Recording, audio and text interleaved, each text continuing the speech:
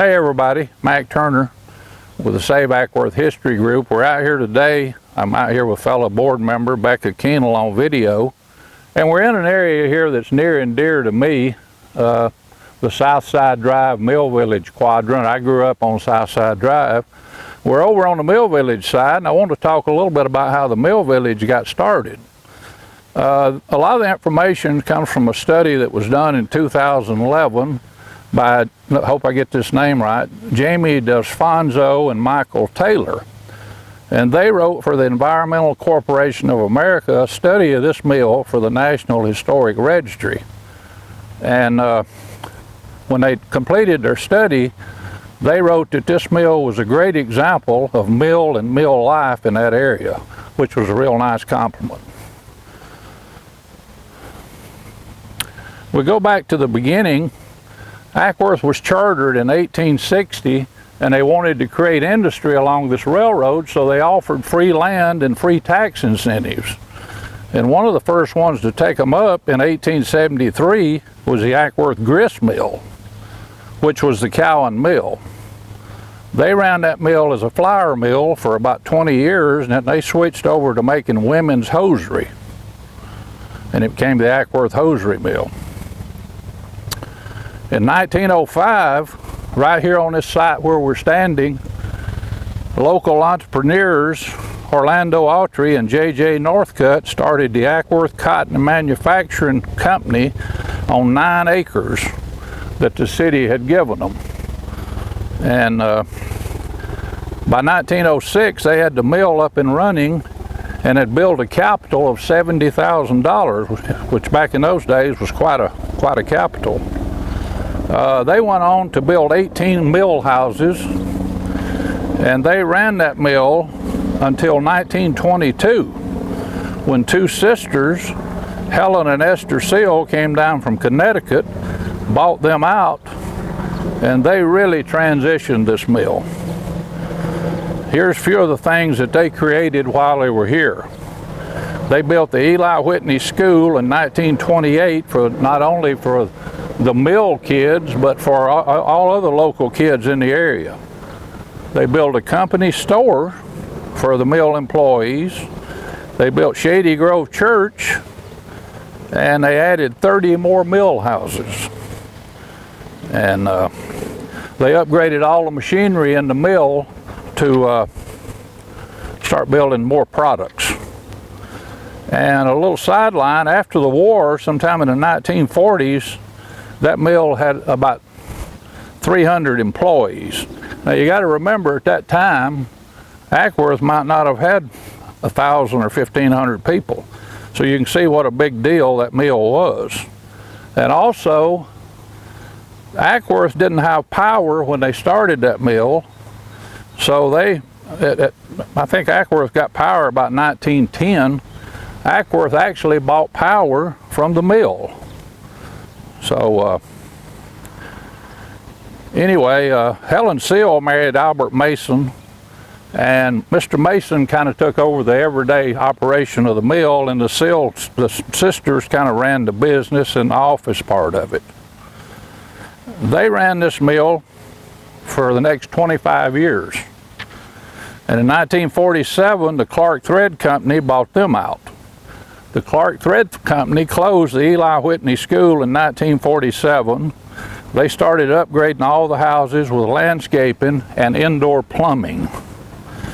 So they made quite a difference also. In 1952, Mr. J.P. Coates bought into that operation. So in 1952, it became what we've known over the years as Coates and Clark. And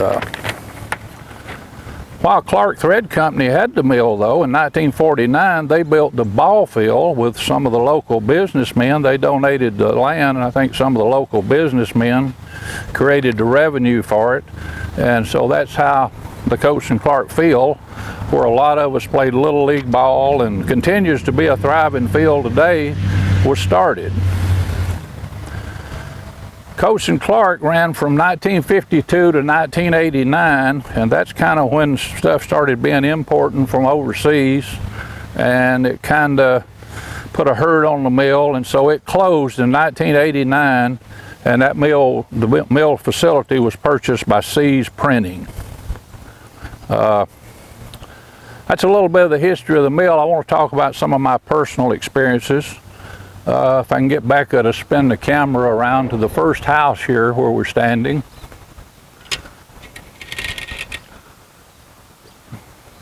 Ready, Becca? This house here was really significant to me. This is where Mr. Luther Gravitt and Rosa Lee, his wife, lived. They had 3 children, Bill, Joanne, and Jerry.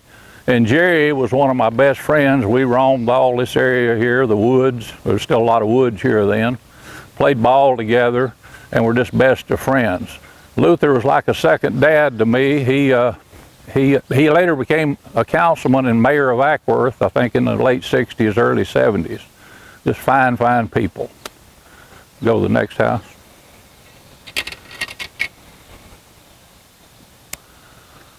This house here we're looking at now was the house of Howard, and I can't remember his wife, Davis, and Terry Davis. Terry was an Acworth High football star. I think he played quarterback in the late 50s for the Acworth High football team. Also a great family. This house here, if you went straight behind it, almost in a line to where the JD's Barbecue is today, that's where the flats were at here in the mill village, and that's where all of us kids used to gather and play, and we spent many, many hours there. So anyway, another fine family, the Davises. The next house was occupied by Mr. Ray Payne. I think he was in maintenance at the mill. I didn't know him too well, but another fine family there. And we're going up to the end house where the 2 cars are sitting.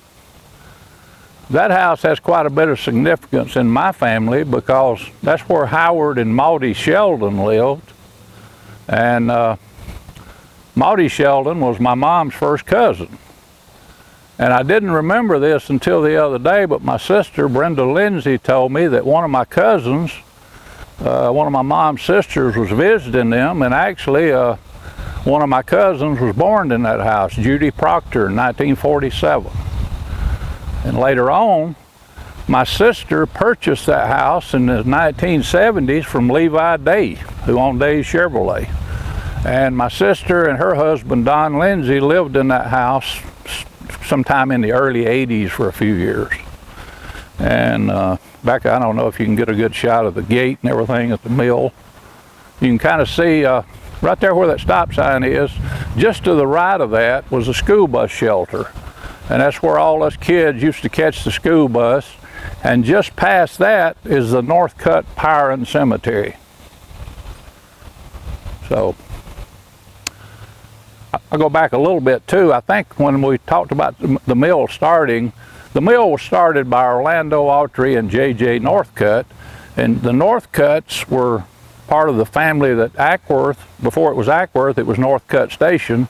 That's their family cemetery, right to just a little right of that stop sign. So that's a little bit about the mill.